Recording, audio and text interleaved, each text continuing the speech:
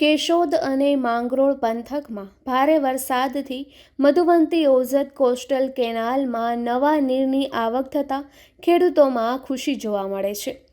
બળેજ ખાતે ભાજપના આગેવાનો અને ખેડૂતોને શ્રીફળ ચૂંદડીથી નવા નીરના વધામણા કર્યા હતા. ચોમાસાની ધમાકેદાર બેટિંગ વચ્ચે કેશોદ અને માંગરોળ પંથકમાં થયેલા ભારે વરસાદને પગલે મધુવંતી અને ઓઝત કોસ્ટલ કેનાલમાં મોટા પાયે નવા નીરની આવક થઈ છે. કેનાલમાં પાણીની ધસમસતી આવક થતાં જ કોસ્ટલ કેનાલ કિનારે અને તેની આસપાસ આવતા ગામડાઓના ખેડૂતોમાં ભારે ખુશીનો માહોલ છવાઈ ગયો છે. આ નવા નીર આગામી સમયમાં ખેતી માટે આશીર્વાદરૂપ સાબિત થશે તેવી આશા સાથે ગ્રામજનોમાં હરખની હેલી જોવા મળી રહી છે.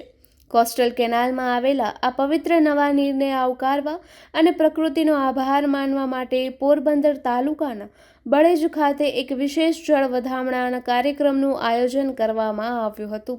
જેમાં ઉપસ્થિત રાજકીય અને સામાજિક આગેવાનો તેમજ સ્થાનિક ખેડૂતો દ્વારા શાસ્ત્રોક્ત વિધિથી હર્ષોલ્લાસ સાથે કેનાલના પ્રવાહને શ્રીફળ અને ચૂંદડી અર્પણ કરી નવા નીરના વધામણા કરવામાં આવ્યા હતા.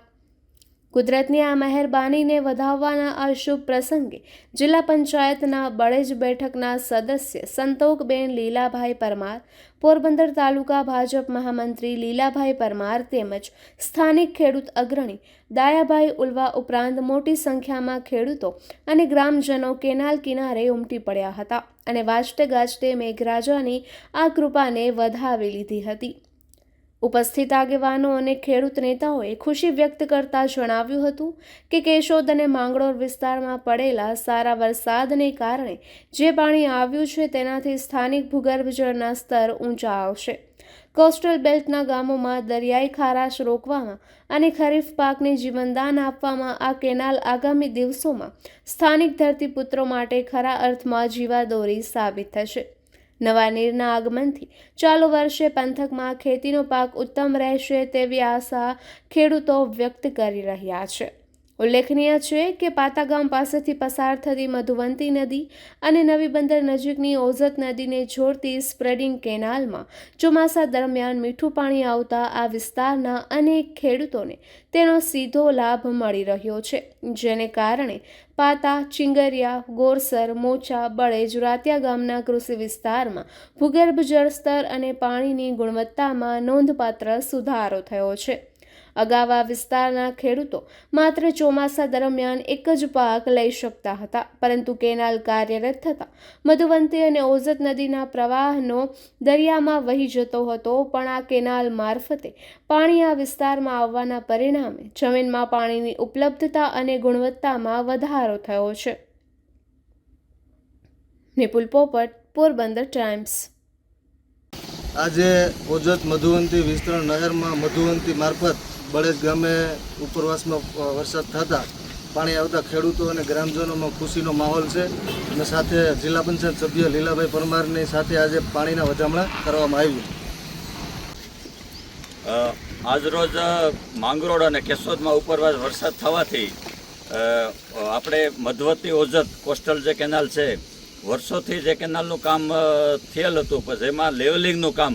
જે ઊંડાઈનું કામ બાકી હતું, તો વારંવાર ઉપર સરકારમાં રજૂઆત કરવાથી આશરે 2 કરોડ જેવી રકમ સરકારે ફાળવી અને આ વર્ષે જ જે લેવલિંગનું કામ હતું, જે ઊંડાઈ જે કરવાની બાકી હતી, જે ઊંડાઈનું કામ પૂર્ણ થતાં અને આ કામનો શ્રેય છે એ આપણા ખેડૂત આગેવાન શ્રી ડાયાભાઈની અથાગ મહેનતથી સતત 3 મહિનાથી દરરોજ મોનિટરિંગ કરે અને આ કામ જે નિયમ પ્રમાણે જે પૂર્ણ થયું અને આપણે જોઈએ છે કે આજે આપણે ઘરે બેઠા જે ગંગાના જે દર્શન કરીએ, આપણા માટે જે આ પાણી છે એ ગંગા માતા જેટલું જ પવિત્ર અને એટલું જ ઉપયોગી પાણી ખેડૂતો માટે છે. કેમ કે આ પાણી છે એ મોસાથી આગળ દર વર્ષે આવતું જ ન, જે પાણી આવતું એ પાતાથી મોસા લગણ જ આવતું, પણ લેવલિંગનું કામ પૂર્ણ થવાથી આજે આ પાણી ઉપરવાસ વરસાદ થવાથી જે પાણી પાતા મધુવંતીથી ડાયવર્ઝન કરેલ છે, તો આ પાણી આજે બળેજ પોસેલ છે અને ખેડૂતોમાં ખૂબ ખુશીની લહેર છે. અને આ પાણી આગળ અત્યારે રાતિયા લગન છે, 2-3 કલાકમાં રાતિયા લગન પહોંચી જશે, એટલે ખેડૂતમાં પણ બહુ ખુશીનો માહોલ છે આ પાણી જે આવવાથી.